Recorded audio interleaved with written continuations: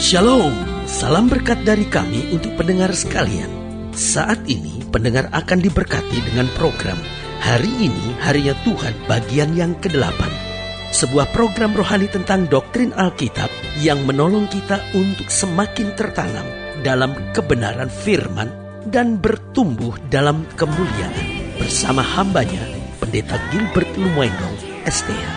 Banyak orang merasa doktrin Alkitab sebagai sesuatu yang membingungkan. Tetapi tahukah saudara bahwa doktrin Alkitab intinya adalah memahami Alkitab dengan benar, dengan pemahaman yang sistematis, sehingga kita terus dapat tertanam di dalam kebenaran firman, sehingga kita terus bertumbuh di dalam kemuliaan Allah. Buka hati saudara sekalian untuk menerima berkat-berkat firman-Nya hari ini. Doa adalah kunci, karena di mana ada doa, di situ selalu ada pintu yang terbuka. Keadaan bisa menjadi begitu berat karena pergumulan, karena masalah, karena situasi dan kondisi. Tetapi tahukah saudara, selama kita berdoa selalu ada harapan. Ada banyak orang yang bilang begini, aduh tapi saya udah gak bisa berdoa lagi. Saya udah gak sanggup lagi untuk berdoa. Saudaraku yang kasih dalam Tuhan, selalu saya berkata begini, kalau kita gak sanggup lagi untuk berdoa, biarlah kita tetap berdoa. Maksudnya bagaimana? Ya ketika kita berkata bahwa saya gak bisa berdoa, apa yang harus saya buat? Jawaban saya sederhana, berdoalah. Kenapa? Kalau kita gak bisa berdoa, berdoalah. Berdoa, bilang sama Tuhan, Tuhan, saya lagi gak bisa berdoa, saya butuh kekuatan. Kenapa? Karena saudaraku yang kasih dalam Tuhan, kalau kita berhenti berdoa, berarti kita kehilangan kesempatan. Ketika kita berhenti berdoa, kita kehilangan pengharapan. Tahukah saudara, setan mau buat apa saja, saya ulangi sekali lagi, setan mau buat apa saja, tujuannya sederhana, agar engkau berhenti berdoa. Karena setan tahu persis, selama engkau berdoa, engkau pasti akan melihat jalan keluar. Selama engkau berdoa, engkau pasti akan melihat kekuatan. Selama engkau berdoa, engkau pasti akan melihat pengharapan. Dan selama engkau berdoa, engkau pasti akan mengerti, mengenal jalan Allah dalam kehidupanmu. Ada saatnya mungkin engkau belum mengerti, ada saatnya engkau belum melihat mujizat, ada saatnya engkau belum menghadapi kemenangan itu. Tetapi waktu kita berdoa, kita on the way to success. Kita sedang dalam perjalanan menuju sukses. Betul kita belum tiba di sana. Kita sedang berjalan menuju kemenangan. Betul kita belum tiba di sana. Tetapi kita sedang semakin dekat, semakin dekat, semakin dekat. Itu sebabnya apapun yang terjadi, selalu saya bilang, jangan berhenti berdoa. Jangan berhenti berdoa. Jangan berhenti berdoa. Karena selama kita berdoa, kita akan melihat kuasa mujizat kemenangan disediakan Tuhan tepat pada waktunya. Haleluya. Selamat datang dalam program kita hari ini, Harinya Tuhan. Sebuah program rohani yang mengingatkan kepada kita betapa pentingnya kita menjadikan firman Tuhan sebagai dasar keseharian hidup kita. Karena selama kita menjadikan firman Tuhan sebagai dasar keseharian hidup kita, maka langkah-langkah kita adalah langkah-langkah yang berjalan menuju kepastian, kemenangan, mujizat, dan perkara-perkara besar. Haleluya.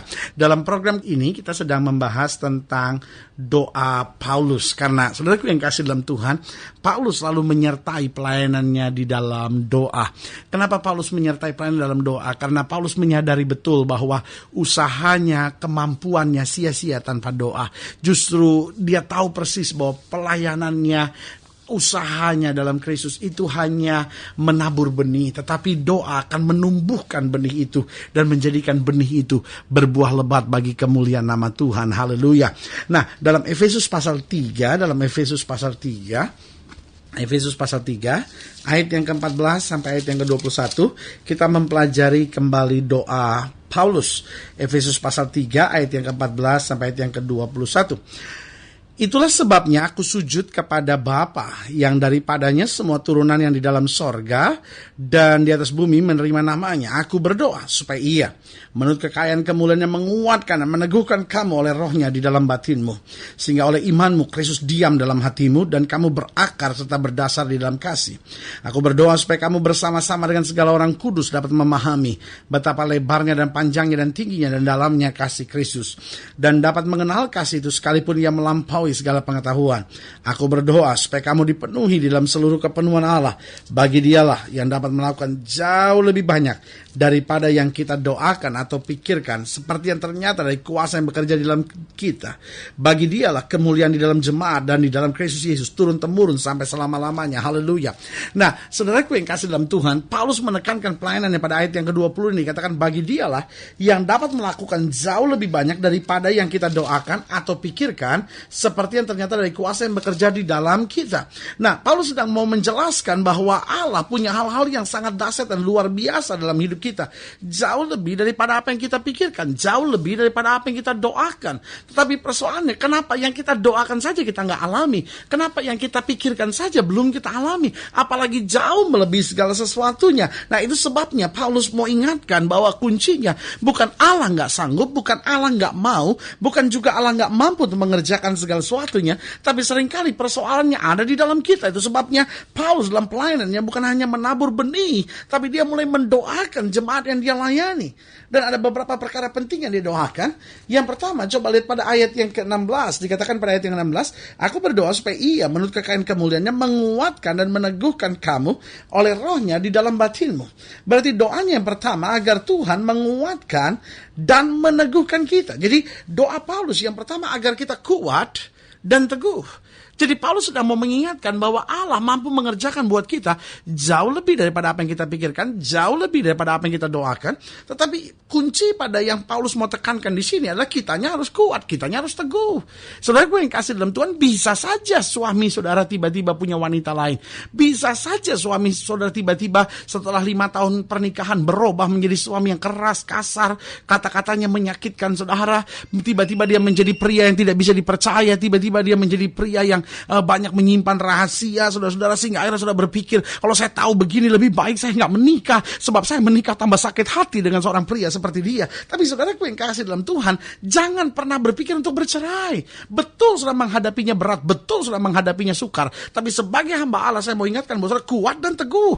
Mungkin saudara terkejut karena tiba-tiba saudara dengar berita bahwa anak saudara hamil di luar nikah.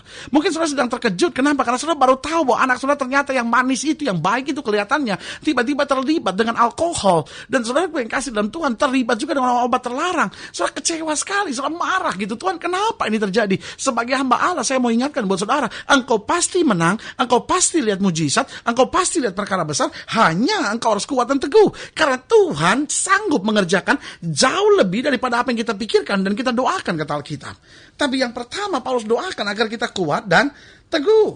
Yang kedua di ayat yang ke-17 dikatakan begini, sehingga oleh imanmu Kristus diam dalam hatimu dan kamu berakar serta berdasar dalam kasih.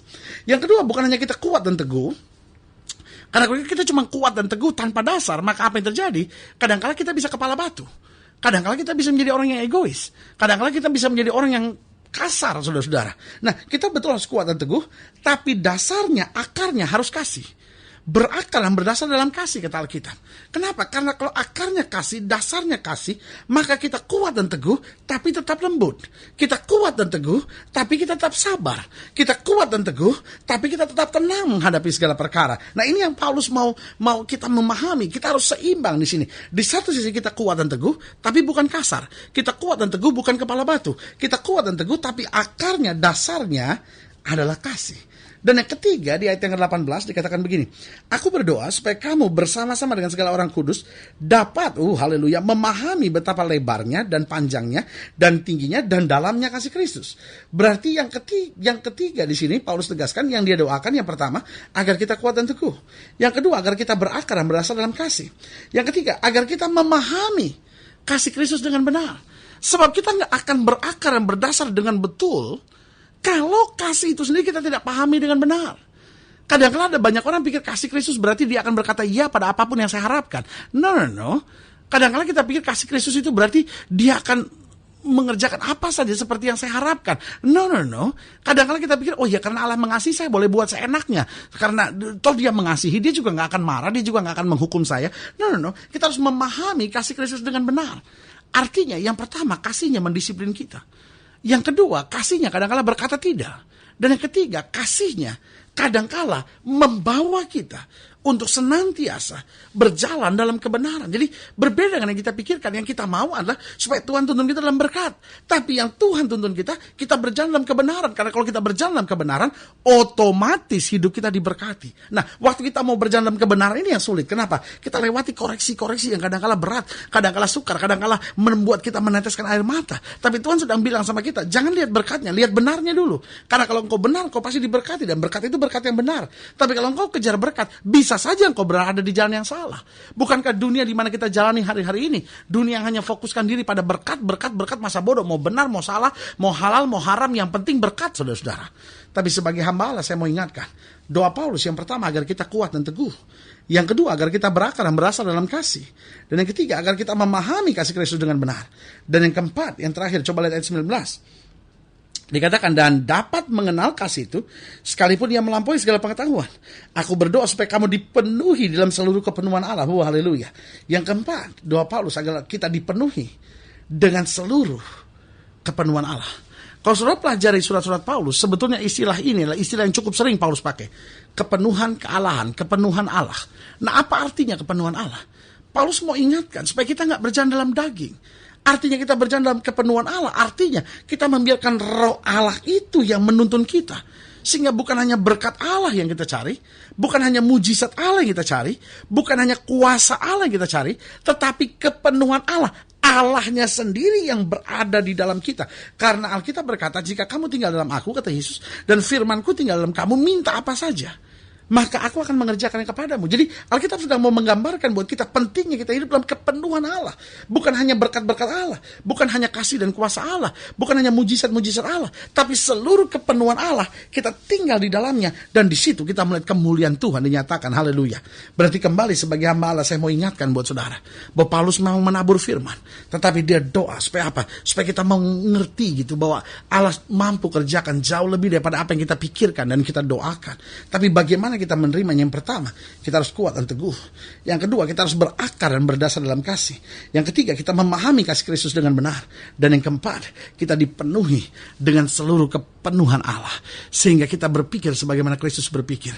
Kita menyimpan di hati kita seperti apa yang Kristus kehendaki, sehingga langkah-langkah kita senantiasa berjalan dalam terang Kristus. Haleluya. Saudaraku yang kasih dalam Tuhan, jika saudara ingin dilayani lebih jauh, hubungi kami melalui telepon, hubungi kami melalui surat, kunjungi website kami, karena kami ada untuk membawa Bapak Ibu saudara senantiasa lebih dekat pada Tuhan dan mengalami kasih kuasa mujizat yang luar biasa. Haleluya. Melalui program ini secara khusus juga saya mau berdoa untuk setiap saudara yang sakit, setiap saudara yang berbeban berat, karena saya percaya bahwa bagi Allah tidak ada perkara yang mustahil. Saudara ingin didoakan secara khusus, boleh taruh tangan kanan saudara di dada. Dan kita doa, Bapa dalam nama Yesus, hamba doa buat yang sakit, hamba doa buat yang berbeban berat, hamba doa buat setiap mereka yang menghadapi masa-masa yang sukar. Karena hamba percaya bahwa bagi Allah tidak ada perkara yang mustahil. Bapa, hamba berdoa di dalam nama Yesus, Tuhan jamah, Tuhan pulihkan, Tuhan bangkitkan iman kami, sehingga kami dapat mengerti kembali betapa dalamnya kasih kemuliaan Tuhan, jauh lebih daripada apa yang kami pikirkan dan doakan. Dan Engkau akan mengerjakannya bagi kami yang percaya. Terima kasih Bapa, di dalam nama Yesus kami berdoa. Haleluya. Amin. Saudara yang kasih dalam Tuhan, kita sudah berdoa. Ingat, Allah tidak pernah lalai menepati janjinya. Inilah saatnya buat kita untuk bangkit bersemangat, bersuka cita dalam menghadapi segala perkara. Karena kita tahu Kristus sumber kemenangan kita, Kristus sumber sukacita kita, dan Dia dapat mengerjakan jauh lebih daripada apa yang kita pikirkan dan doakan. Doa saya menyertai saudara. Sampai berjumpa pada program berikut, dan jangan lupa jadikan hari ini harinya Tuhan. Haleluya.